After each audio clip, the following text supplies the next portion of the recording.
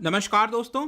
तो ministry of home affairs के द्वारा अनलॉक 5 की जो गाइडलाइंस है वो यहाँ पर जारी की गई हैं, जिसके अंदर इस बार के गाइडलाइंस में काफ़ी इंपॉर्टेंट चेंजेस बताए गए हैं। एजुकेशन से रिलेटेड, स्पोर्ट्स से रिलेटेड और जो गैदरिंग्स हैं इससे रिलेटेड काफ़ी इंपॉर्टेंट चेंजेस किए गए हैं, जिसकी हम चर्चा करेंगे इस वीडियो में। चलिए आगे बढ़ते हैं। मैं हूं अंकित अग्रवाल और अपडेट के लिए आप मुझे फॉलो कर सकते हैं इंस्टाग्राम, फेसबुक और ट्विटर पर। मेरे लेक्चर की हर पीडीएफ आपको फेसबुक पर तो मिलेगी ही, प्लस साथ में आप मेरा टेलीग्राम चैनल ज्वाइन कर सकते हैं by searching Ankit Agrawal official. और अगर आप यूपीएससी की तैयारी कर रहे हैं तो आपके लिए सुनहरा मौका है। स्टडी IQ लाइव आपके लिए स्मार्ट कोर्स है, जिसके थ्रू आप अपनी प्रिपरेशन और भी ज़्यादा अच्छे तरीके से कर सकते हैं। तो जैसा कि आप यहां पर देख सकते हो, 30 सितंबर को ये मिनिस्ट्री ऑफ होम अफेयर्स के द्वारा गाइडलाइंस जारी की गई है। और जो पिछली गाइडलाइंस थी ये जारी की गई थी 29 अगस्त को, और वो जितनी भी चीज़ें थी वो आपके सितंबर के महीने में लागू हुई थी। और उसी को देखते हुए ये वाली जो गाइडलाइंस हैं ये पूरे अक्टूबर के महीने में लागू की जाएंगी। और लेट मी टेल यू, यहां पर फिर से यही बोला गया है कि जो कंटेनमेंट जोन होता है, मतलब कि यहां पर जो केसेस बहुत ज़्यादा आते हैं और उसको क्लोज कर दिया जाता है,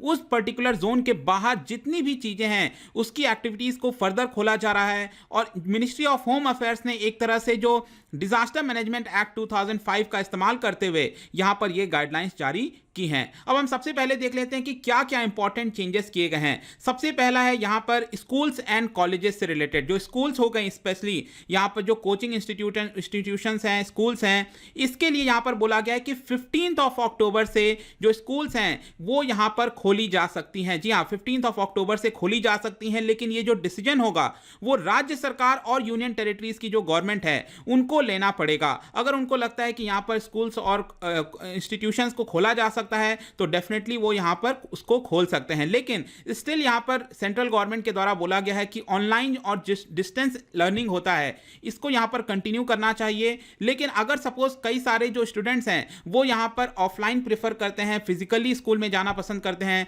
तो उनको अलाउ करना चाहिए। लेकिन यहां पर जो पेरेंट्स की सहमति है, रिटन कंसेंट यहां पर पेरेंट्स से लेना पड़ेगा। इसके अलावा कोई भी जो स्कूल्स है वो अटेंडेंस के लिए बाध्य नहीं कर सकता, उसको एनफोर्स नहीं कर सकता कि नहीं आपको आना ही पड़ेगा। कोई भी स्कूल अटेंडेंस को कंपलसरी यहां पर नहीं कर सकता है। इसके अलावा इसके रिलेटेड जितने भी स्टैंडर्ड ऑपरेटिंग प्रोसीजर हैं, सपोज अगर महाराष्ट्र के अंदर, मुंबई के अंदर किसी स्कूल ने यहां पर परमिशन दी है कि स्कूल्स को ओपन करेंगे हम, राइट, तो वहां पर जो स्टैंडर्ड ऑपरेटिंग प्रोसीजर है वो महाराष्ट्र गवर्नमेंट का फॉलो किया जाएगा। तो एक तरह से आप कह सकते हो सेंट्रल गवर्नमेंट ने यहां पर सभी राज्यों को एक तरह से छूट दे दी है कि वो अपने हिसाब से यहां पर जो स्टैंडर्ड ऑपरेटिंग प्रोसीजर है, जब स्कूल में बच्चा आएगा तो किस तरह से यहां पर सोशल डिस्टेंसिंग मेंटेन की जाएगी, जितनी भी चीजें हैं वो यहां पर राज्य सरकारें तय करेंगी। तो ये तो हमने बात कर ली स्कूल्स की। अब हम बात करते हैं हायर एजुकेशन की। जो कॉलेजेस हैं और जो PhD वगैरह से रिलेटेड कॉलेजेस हैं वहां पर क्या होगा, तो इसके लिए ये जो जिम्मेदारी है वो दिया गया है डिपार्टमेंट ऑफ हायर एजुकेशन, जो कि मिनिस्ट्री ऑफ एजुकेशन के अंदर आता है। आपको पता ही है कि MHRD का नाम चेंज करके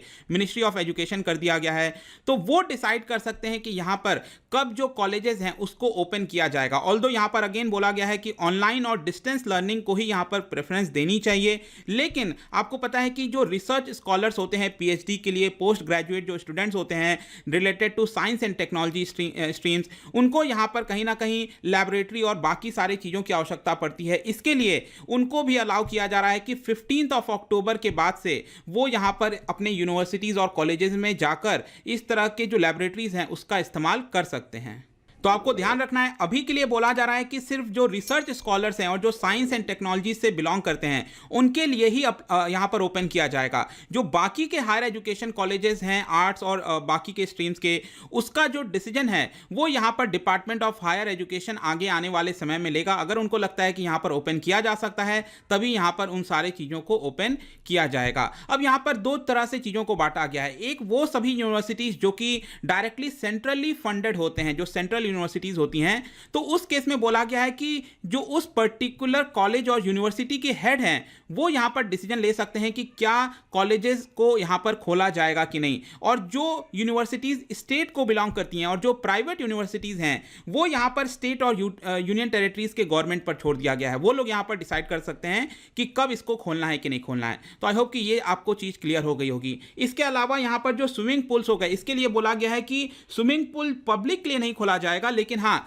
जो स्पोर्ट्स पर्सन है जिनको ट्रेनिंग चाहिए होती है स्विमिंग पूल के थ्रू, वो यहां पर खोला जाएगा अगेन फ्रॉम 15 अक्टूबर 2020। तो सभी जितनी भी चीजें खोली जा रही हैं दोस्तों वो 15 अक्टूबर से खोली जा रही हैं। एंड अगेन स्विमिंग पूल के केस में क्योंकि ये स्पोर्ट्स से रिलेटेड है तो इसका जो स्टैंडर्ड ऑपरेटिंग प्रोसीजर है वो मिनिस्ट्री ऑफ यूथ अफेयर्स के द्वारा दिया जाएगा। अब देखिए एक इंपॉर्टेंट चीज, अगेन आपको पता है कि काफी समय से जो सिनेमा थिएटर्स मल्टीप्लेक्सेस हैं वो यहां पर बंद चल रहे थे। अब इसमें कुछ चेंज किया जा रहा है कि 15 अक्टूबर से जो सिनेमा हॉल्स हैं उसको ओपन किया जा सकता है, लेकिन 50% की सीटिंग कैपेसिटी से ज़्यादा नहीं होना चाहिए। अगर किसी सिनेमा हॉल की यहाँ पर सीटिंग कैपेसिटी 100 है तो 50 टिकट्स ही मैक्सिमम उसके बेचे जा सकते हैं। और अगेन इसका जो स्टैंडर्ड ऑपरेटिंग प्रोसीजर है ये आता है आपका directly under ministry of information and broadcasting, उनके द्वारा ये स्टैंडर्ड ऑपरेटिंग प्रोसीजर लिया जाएगा।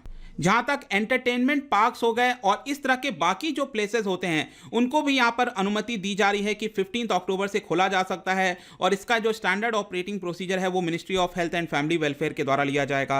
इसके अलावा जो एग्जीबिशंस लगते हैं, अब ध्यान रखिएगा एग्जीबिशन में एक होता है कि पब्लिक के लिए, सभी पब्लिक के लिए यहां पर एग्जीबिशन लगता है, तो उसको ओपन नहीं किया जा रहा है अभी के लिए। अभी के लिए बोला जा रहा है कि जो बिजनेस टू बिजनेस एग्जीबिशन होते हैं, जो बिजनेस टू बिजनेस यहां पर कॉन्टैक्ट्स होते हैं, उसको यहां पर ओपन किया जा सकता है फ्रॉम 15 अक्टूबर अगेन, और इसके लिए जो स्टैंडर्ड ऑपरेटिंग प्रोसीजर है वो दिया जाएगा आपका बाय डिपार्टमेंट ऑफ कॉमर्स। इसके अलावा अब हम आते हैं गैदरिंग को लेकर, मतलब आपने देखा होगा जो सोशल गैदरिंग है, एकेडमिक्स गैदरिंग है, स्पोर्ट्स गैदरिंग हो गई, एंटरटेनमेंट हो गया, कल्चरल, रिलीजियस, पॉलिटिकल, इस तरह के जितने भी फंक्शंस होते हैं, अभी के लिए पिछले वाले नोटिफिकेशन में सरकार ने क्या किया था कि 100 लोग की अनुमति दे दी थी कि मैक्सिमम 100 लोग यहां पर गैदर हो सकते हैं।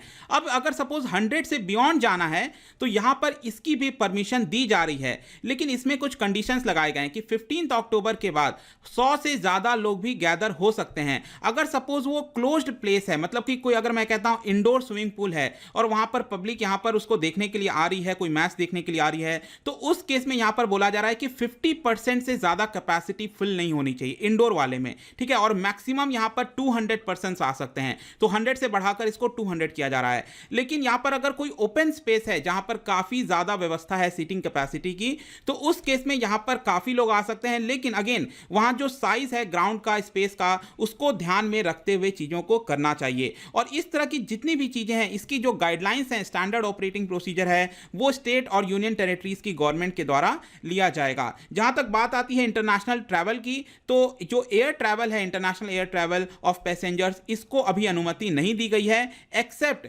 यहां पर जो मिनिस्ट्री ऑफ होम अफेयर्स जो अलाउ करती है फ्लाइट्स को, सिर्फ वही यहां पर अभी के लिए काम करेंगी। और जहां तक मैंने आपको शुरुआत में ही बताया था कि जो कंटेनमेंट जोन है वो अभी भी क्लोज रहेंगे, वहां पर कोई भी एक्टिविटी नहीं की जाएगी 31 अक्टूबर तो। और यहां पर जो डिस्ट्रिक्ट अथॉरिटीज हैं उनको काफी कड़े नियम वहां पर अपनाने होंगे। और इसके अलावा बाकी के पहले गाइडलाइंस की तरह यहां पर जो स्टेट और यूनियन टेरिटरीज की गवर्नमेंट है वो कंटेनमेंट जोन के बाहर किसी भी प्रकार का खुद से लॉकडाउन नहीं लगा सकते, except with the prior consultation with central government. और यहां पर आप देख सकते हो जो इंटर स्टेट और इंट्रा स्टेट मूवमेंट है, इसको भी स्टेट गवर्नमेंट के द्वारा नहीं रोका जा सकता। जो वल्नरेबल पर्सन हैं उनको बोला गया है कि 65 ईयर्स से अबव की आपकी उम्र है तो कोशिश करिए आप घर में रहिए, अगर प्रेग्नेंट वुमेन है तो कोशिश करिए कि घर में रहिए, और जो 10 साल से नीचे के बच्चे हैं वो भी यहाँ पर घर में रहने चाहिए। इसके अलावा आपको पता ही होगा कि जो आरोग्य सेतु के ऐप हैं वो कई जगह कंपलसरी कर दिया गया है। अगर आप किसी मॉल वगैरह में जाते हो तो सबसे पहले ये चेक किए जाते हैं, तो इसका इस्तेमाल ज़्यादा से ज़्यादा किया जाए, ऑफिसेज में इसका इस्तेमाल किया जाए, ऐसा यहाँ पर गाइडलाइंस में दिया गया है। और यहाँ पर सेंट्रल गवर्नमेंट के द्वारा बोला गया है कि जो एनफोर्समेंट है इस पर्टिकुलर गाइडलाइंस का, ये काफ़ी स्ट्रिक्ट तरीके से होना चाहिए। अगर स्टेट गवर्नमेंट को लगता है कि सोशल डिस्टेंसिंग मेंटेन करने के लिए अगर धारा 144 भी लगानी पड़े तो वो भी यहाँ पर लगाई जा सकती है। और अगर कोई पर्सन इसमें नहीं मानता है तो यहाँ पर अगर कोई वायलेट करता है रूल्स को तो उसके ऊपर पीनल प्रोविजन भी लगाए जा सकते हैं। इसके अलावा फेस कवरिंग और सोशल डिस्टेंसिंग, इस तरह के जो मेजर्स होते हैं फिर से यहां पर सेंट्रल गवर्नमेंट के द्वारा बोला गया है कि हमें मेंटेन करना चाहिए, और अलग अलग फाइन्स लगाए गए हैं जिसको आप यहां पर देख सकते हो। तो आई होप दोस्तों अनलॉक 5 के अंदर जो भी इंपॉर्टेंट चीजें थी जहां पर अलाउ किया गया है वो मैंने सभी आपको यहां पर बता दिया है। अगर आप मुझसे इकोनॉमी पढ़ना चाहते हैं, कोई कोर्स परचेज करना चाहते हैं, आप स्टडी IQ ऐप पर जा सकते हैं। किसी भी इंक्वायरी के लिए आप मुझसे डायरेक्टली इंस्टाग्राम पर जुड़ सकते हैं, यहां पर मैं डेली एक MCQ डालता हूं, आप स्टोरीज में जाकर प्ले कर सकते हो। मिलता हूं आपसे next time, till then thank you very much, see you soon.